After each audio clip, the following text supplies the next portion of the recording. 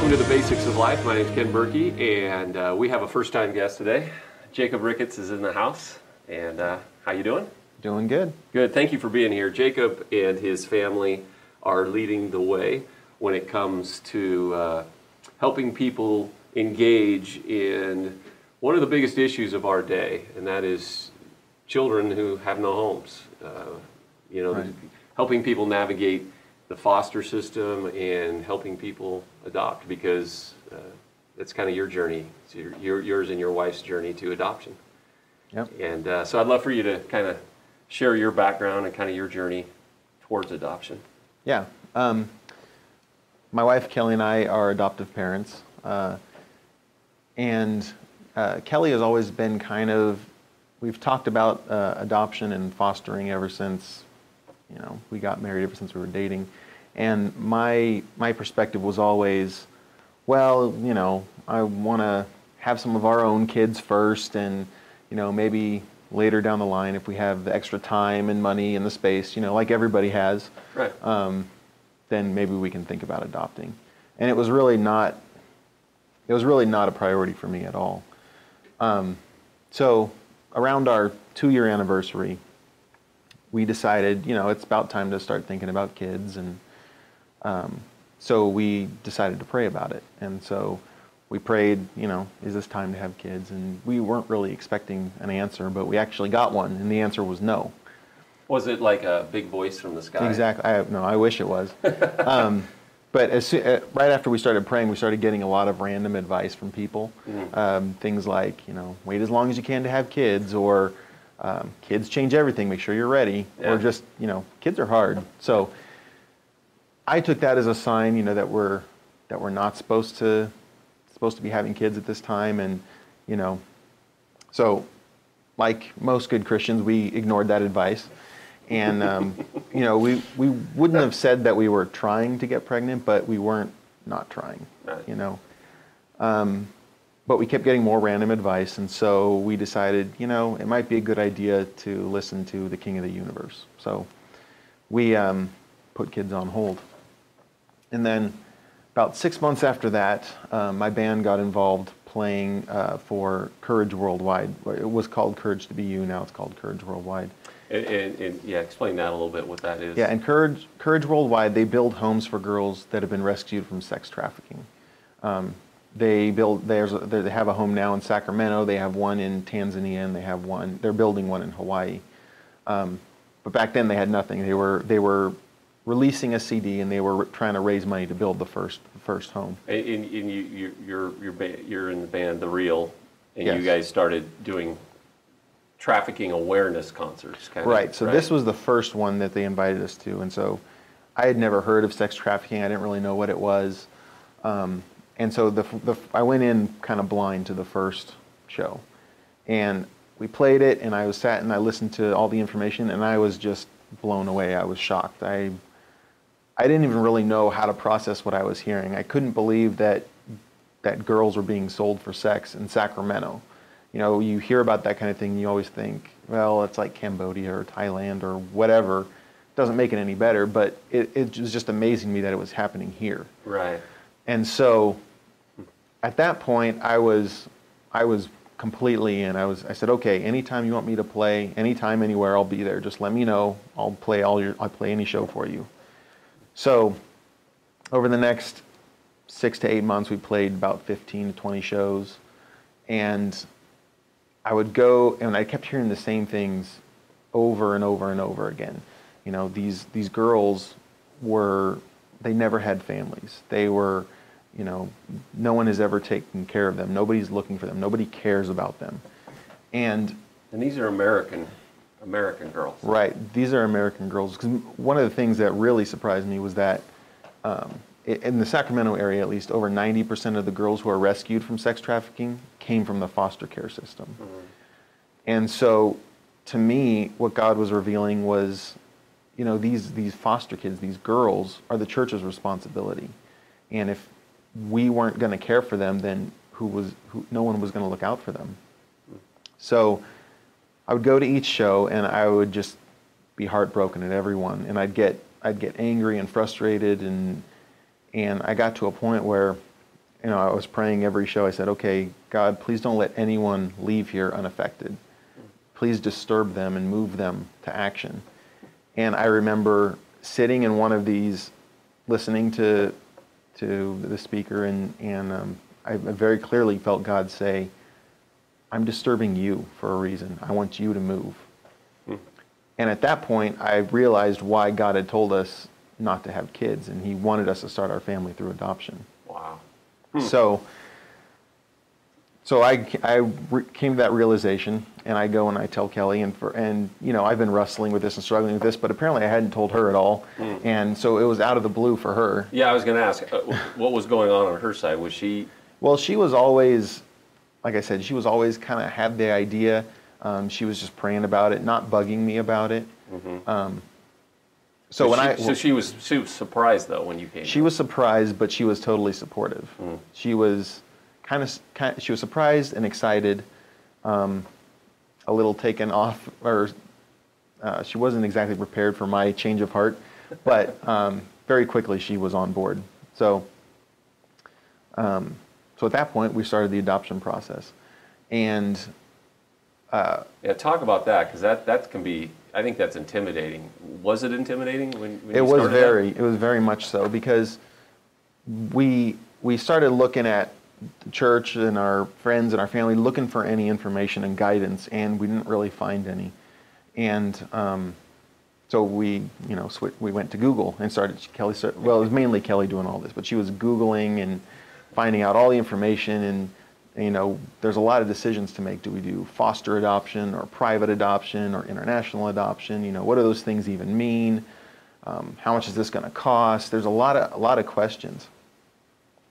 And so we had some friends who had done international adoption, so we thought, well, maybe we'll go that route. That's the only thing we knew, really. Right.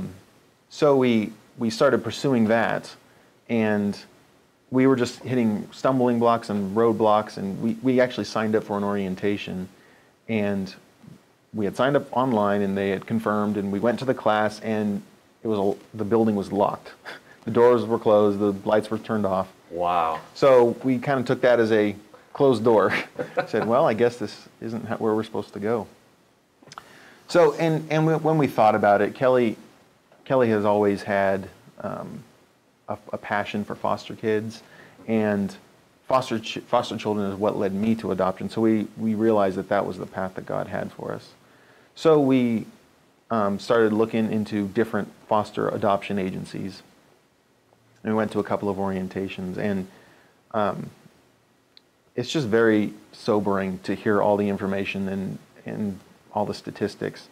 We learned that there are over 27,000 kids age out of the foster system every year, which basically means the day you turn 18, or the day they turn 18, they're kicked out, and they have to figure life out on their own. And most of them end up, well, I won't say most of them, but about half of them end up homeless within 2 years. And way too many. Way too many. And a quarter of them are homeless the day they're kicked out. They have nowhere to go. Yeah.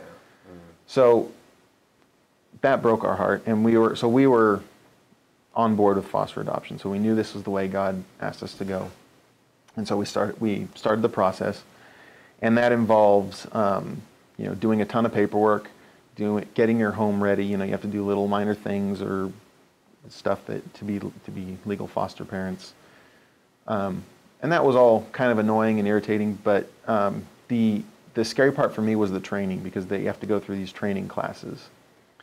And at that point, we started hearing about all the possibilities. We started hearing about the behavioral issues that these kids can have, and possible legal situations, and how kids could be placed in your home and then taken out later. And I started really having second thoughts, because I didn't know if I was capable of handling that. I'm like, I don't feel like I have much to offer to kids. I don't feel like I can deal with psychological issues, but through it all, God was very reassuring to us. And so with that reassurance, He kept telling us, you're doing the right thing, you're doing what I'm asking you to do, and so we just continued on. So the foster adoption process is kind of crazy. We went through all the certification, all the training, and the first day we were certified, we go into the agency, and basically what happens is they hand us a binder with a bunch of pages in it with kids, pictures, and little bios, and we're supposed to flip through them and write down the ones that we're interested in. Wow.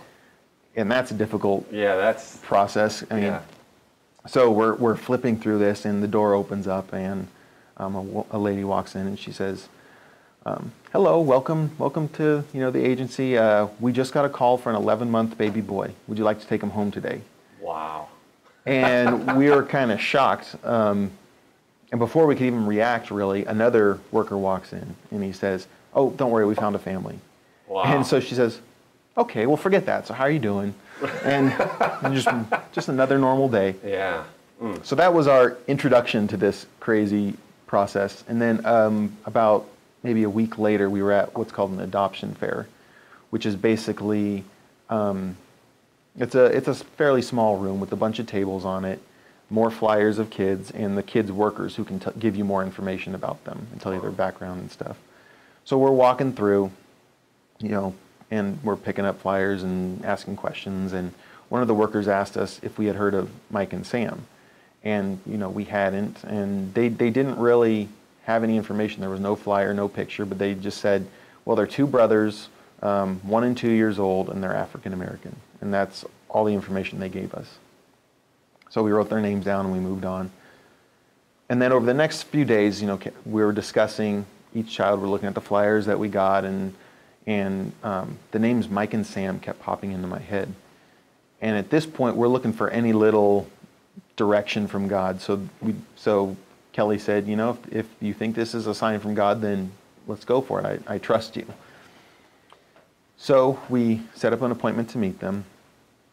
And we were a little bit worried because, like I said, we had almost no information about them. Right. We're wondering, well, what are there behavioral issues? Are there medical issues? Why isn't there a picture? Do they have like a third arm or something? Are they trying to hide something? But as soon as they were brought into the room, all those fears just disappeared. We only got to play with them for maybe 10 minutes, and it was kind of strange because you have a couple of people watching your interaction, making sure, I don't know what they're looking for, but at that moment we knew that this is what God had planned for us. When we started praying for kids, this is who He had in mind for us. And so at that point, we were on board. So they were 1 and 2 at the time. They were 1 and 2. And so you were foster parents, but intending to adopt. Right. If you're going to adopt from the foster system, you have to legally be a foster parent for a little while, because there's a 6-month gap where they have to be in your home before you can adopt them. So how long have you had them now adopted? They've been in our home. Well, they were 1 and 2. Now they're 4 and 5. Wow. So how long is that? 2.5 years, 3 years. Wow. They're like your own, though. Oh yeah. To us they feel like they're birth children, because when we look back, it's so easy to see how God orchestrated all the different pieces, Yeah. And there are decisions from 10 years ago that I can see now that led me to this place. And so with knowing that God intended these children for us, to us it literally feels the same as birth children. It's like they were meant for our family. Okay, so this journey that you and Kelly are still on, but you went through this and navigating the systems and all that, you have a huge passion to now help others. Because what we talk about all the time is everyone needs to be involved in taking care of the orphans of these are the orphans of our day. We tend to think of orphans as a kid living in Africa with no parents, but the kids in the foster system are the orphans. Well, we've labeled them foster kids, and for some reason that's a little bit easier, I think, for us to handle. And to say, well, the foster system's taking care of, but this is our job to take care of them. So with the time what we have left, just kind of talk about the 127 ministry and how you are helping people. Because one of the shocking things was that Sam and Mike, at the age of 1 and 2, when you got them, they had already been in 8 foster homes? Yeah, we were their 8th foster placement. I mean, that's just, there is no stability. That's just, it's horrific, I guess, is the Right. word that comes to mind. Right. And so you guys are now kind of leading the way of trying to get, especially in our county, churches and together and talk about the 127 ministry and what your goal there is. Yeah, so the 127 ministry, my wife and I started. We have other leaders now, but we really wanted to give people the support that we didn't have. You know, like I said, when we started our process, we had no idea where to go, what to do, where to even start, and so we really want to provide training and classes and just information somewhere that people know. Well, if I'm interested in adoption or fostering or safe families, that they'd be willing to, they know where to go to get that information. Right. So the goal of 127 is to educate, support, and connect our community to care for orphans. And so what's great about that is anybody can go, because maybe people discount themselves, like, well, we're not ready to adopt or to be a foster, but there's so many different ways to support foster families and adopted families. 127, based on James 127, pure religion. There's a lot of bad religion out in the world, but pure religion, James says, is taking care of orphans and widows. And so this gets down to the heart of God. This gets down to the heart of what we are supposed to do and be as a community. Right. Well, and especially if you look at it in terms of what God did for us. I mean, if spiritually, I mean, I've seen a huge tie-in where we were spiritual orphans, and God accepted us and adopted us into His family. And so, for me and my family, it's just natural for us to extend that to kids with no physical family. And that is the heart of God. And so, like you said, He led by example. We'll put up the information so that anyone can go to the website and find out more, because the 127 ministry, you guys are always doing seminars, future classes, and all things people can find out how to get that support. Right, and we're constantly trying to add to that. We currently have a once a month support group for adoptive and foster families. We hope to be adding more of those, and there's different events going on throughout the year. One last thing, because this show is for El Dorado County.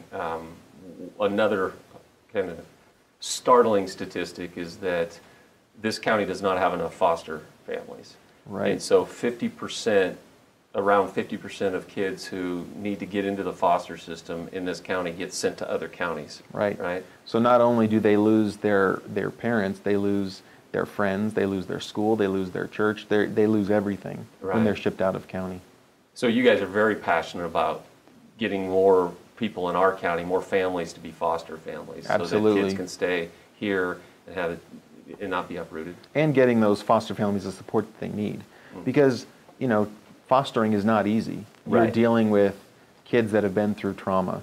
And trauma, kids that have dealt with trauma have difficult behaviors. They can have difficult behaviors. They don't all. Yeah. But there's a lot to it. And then on top of that, you're dealing with the legal system and all those requirements. And so the other thing we really want to do is build up a support base for those families. Because like you said, not everyone is called to adopt, not everyone is called to foster, but we can all help the families who are called to do that. Absolutely. Yeah. Well, thank you. Thank you, Jacob. Awesome. Yep. Thanks for being here. Thanks for your passion.